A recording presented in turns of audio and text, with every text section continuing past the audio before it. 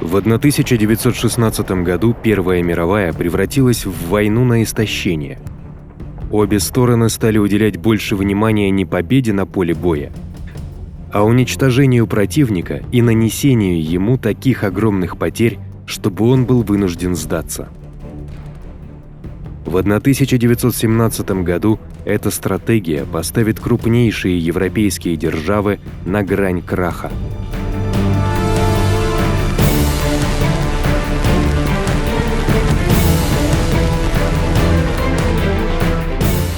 Германия знает, что может проиграть в длительной войне на истощение против союзников, у которых больше ресурсов. Поэтому ее лидеры идут на авантюру. Они возобновляют неограниченную подводную войну, полагая, что их подводные лодки смогут отрезать Британию от импорта продовольствия по морю и вынудить страну сдаться в течение 6 месяцев.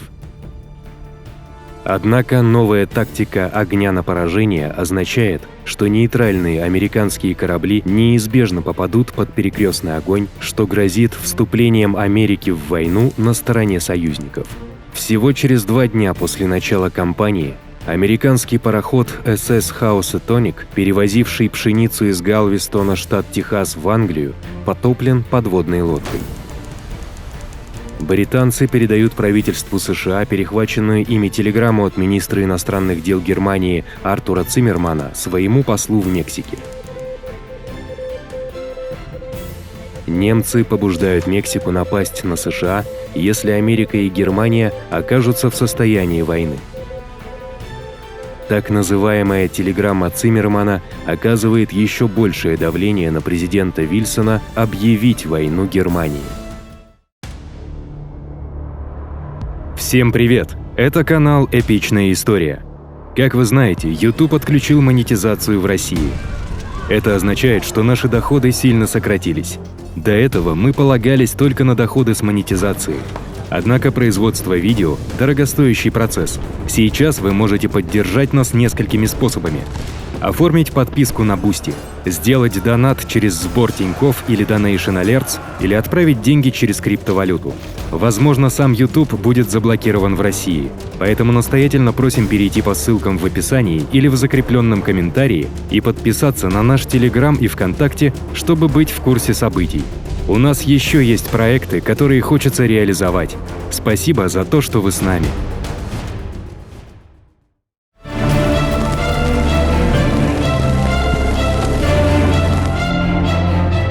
В России поражение на фронте и социально-экономическая нестабильность приводят к беспорядкам и революции. Царь отрекается от престола. К власти приходит временное правительство, которое обещает продолжить войну. Но вопреки их желанию, в русской армии процветает дезертирство. После череды немецких провокаций США наконец объявляют войну Германии. Это приносит огромные ресурсы союзникам, но на их мобилизацию уйдет много месяцев. Это значит, что немецкая авантюра с неограниченной подводной войной все еще может окупиться. Апрель – самый успешный месяц войны для подводных лодок. Они потопили 886 тысяч тонн судов союзников, в среднем по 17 кораблей в день, все с крайне необходимыми продовольствием и припасами. Британии грозит голод, если подлодки не будут побеждены в ближайшее время. На Западном фронте британцы начинают битву при Аррасе, отвлекающий маневр для поддержки предстоящего крупного французского наступления. После тяжелых боев канадские войска захватывают высоту Вимеридж. Это ограниченная победа союзников, но их потери составляют 150 тысяч против 130 немецких. Над окопами Первая воздушная война достигла нового уровня сложности и смертоносности. Разведывательные самолеты имеют решающее значение для обнаружения позиций противника и ведения по ним артиллерийского огня. Самолеты-разведчики или истребители пытаются сбить их до того, как они смогут выполнить свою миссию. Новые модели самолетов разрабатываются каждые несколько месяцев.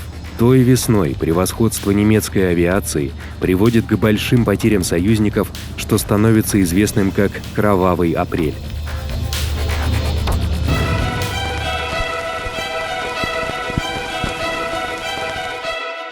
Через 3 дня после падения Вимеридж французский генерал Робер Нивель начинает свое главное наступление. Ожидания были высоки. Но после первых успехов наступление замирает, а потери быстро растут с обеих сторон.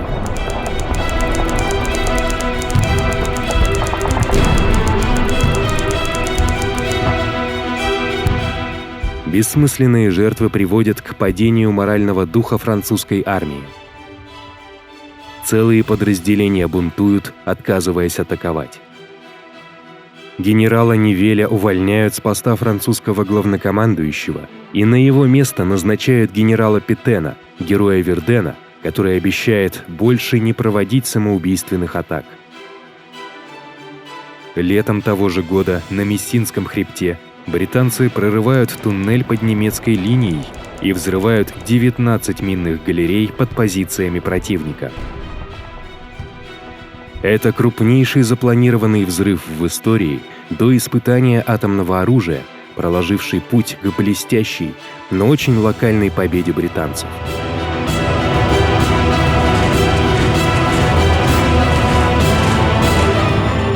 Греческий король Константин, выступавший за нейтралитет, вынужден отречься от престола.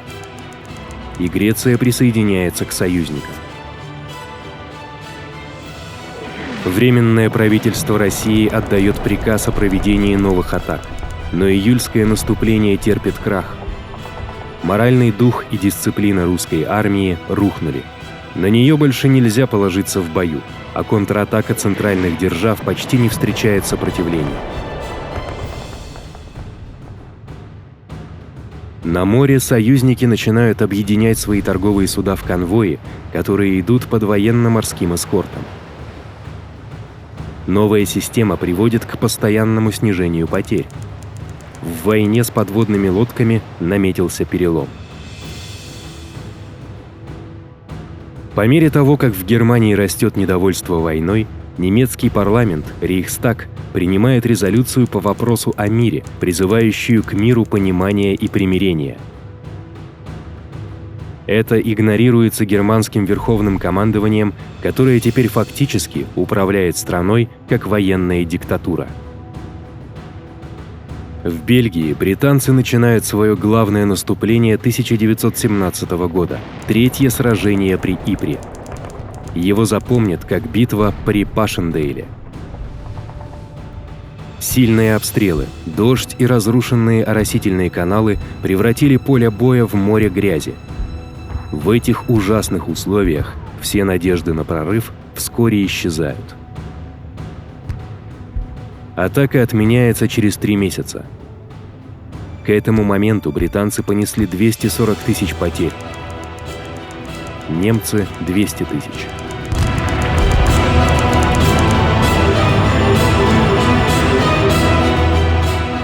На итальянском фронте в 11-й битве при Изонца итальянские и австро-венгерские войска истощили друг друга до изнеможения. Потери итальянцев составили 150 тысяч человек, австро-венгров – 100 тысяч.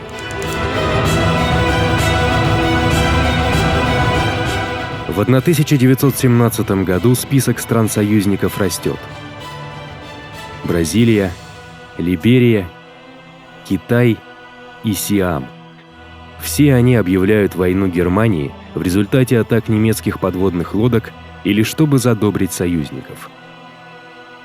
Китай предоставляет тысячи рабочих, которые будут трудиться на союзников в Европе, на Ближнем Востоке и в Азии.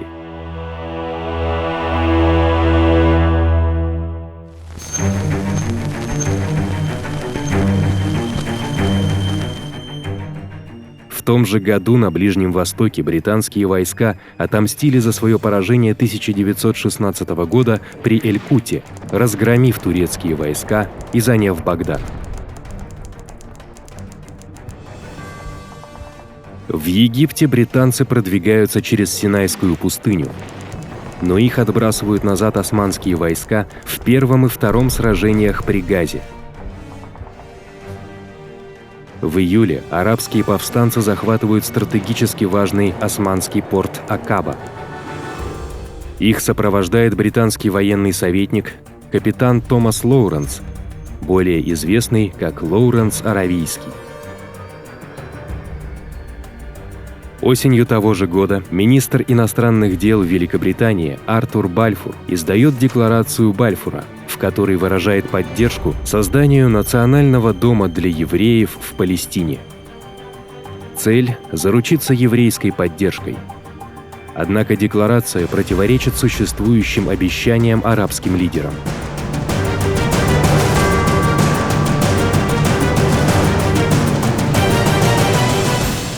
В октябре британцы наконец-то одерживают победу в битве за Газу, расчищая путь для продвижения в Палестину. 6 недель спустя генерал Алленби во главе британских войск входит в Иерусалим, положив конец 400-летнему османскому правлению.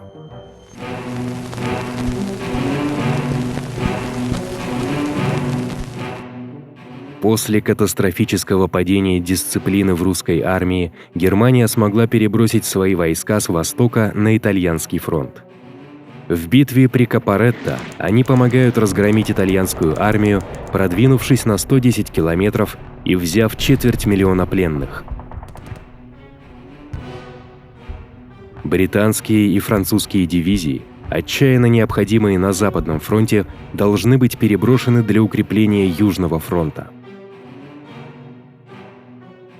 В России в результате Октябрьской революции к власти приходит большевистская партия Ленина. Он намерен положить конец участию России в войне. Во Франции Жорж Клемансо становится премьер-министром. Прозванный «Тигром», он обещает тотальную войну и полную победу. Но для союзников в конце 1917 года окончательная победа выглядит неопределенной. Россия прекратила боевые действия, французские армии оправляются от мятежа. Итальянский фронт почти развалился, а американские подкрепления все еще кажутся очень далекими. На данный момент британцы являются единственной эффективной силой союзников. И вот британцы атакуют город Камбре, организовав первое в истории крупное танковое наступление. В первый день почти 400 танков прорывают немецкую оборону на несколько километров. Однако затем танки ломаются или выходят из строя. Немцы бросают подкрепления, и продвижение останавливается.